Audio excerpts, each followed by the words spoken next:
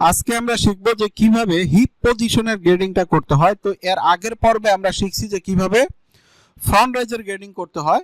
তো আজকে আমরা শিখব যে কিভাবে হিপ পজিশনের গ্রেডিং করতে হয়। আর হিপ পজিশনের গ্রেডিং করার জন্য দেখবো এখন মেজারমেন্ট, হিপ পজিশনের মেজারমেন্ট কত আছে আমরা যদি একটু চেক দিই। এই যে দেখেন লো হিপ হাইট, এখানে দেখেন বড় সাইজের গ্রেডিং আছে হলো 0.5। তাহলে আমরা সফটওয়্যারে যাব, যাওয়ার পরে এখান থেকে দেখে কন্ট্রোল আমরা এই পয়েন্টে আমরা কন্ট্রোলে ক্লিক করব। ক্লিক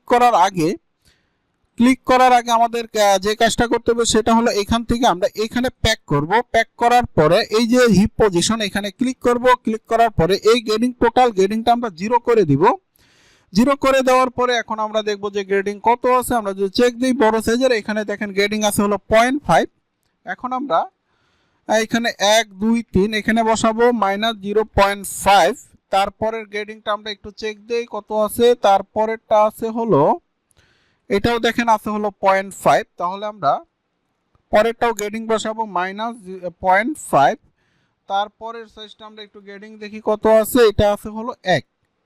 তাহলে আমরা এখানে গ্রেডিং বসাবো হলো -1। এখন দেখবো ছোট সাইজের গ্রেডিং গুলো কত আছে। এখানে দেখেন ছোট সাইজের গ্রেডিং আছে হলো 0.5। তাহলে আমরা ছোট সাইজের গ্রেডিংটা বসাই দিই। আর আমাদের ছোট সাইজ কয়টা?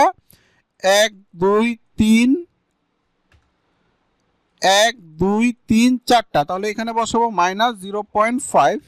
তারপরের সাইজটা দেখি গ্রেডিং কত আছে। এটাও দেখেন আছে হলো 0.5। তাহলে আমরা এটাও বসাই দিব হলো -0.5। তারপরের সাইজটা আমরা যদি একটু চেক দিই তাহলে এটাও হলো 0.5।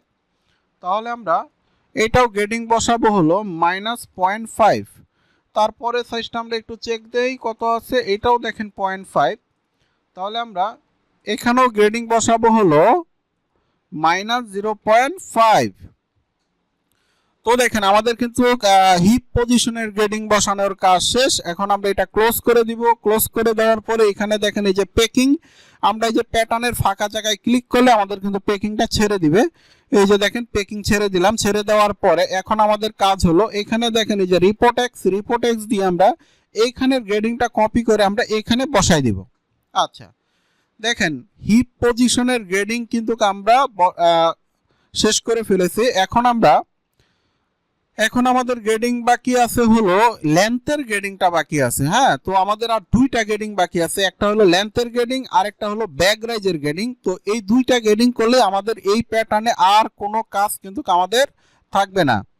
তো ঠিক আছে, আজকে এই পর্যন্তই। আর পরের পর্বে আমরা শিখব যে কিভাবে টোটাল লেন্থের গ্রেডিংটা করা যায়। এই কাজটাই আমরা এর পরের পর্বে শিখব।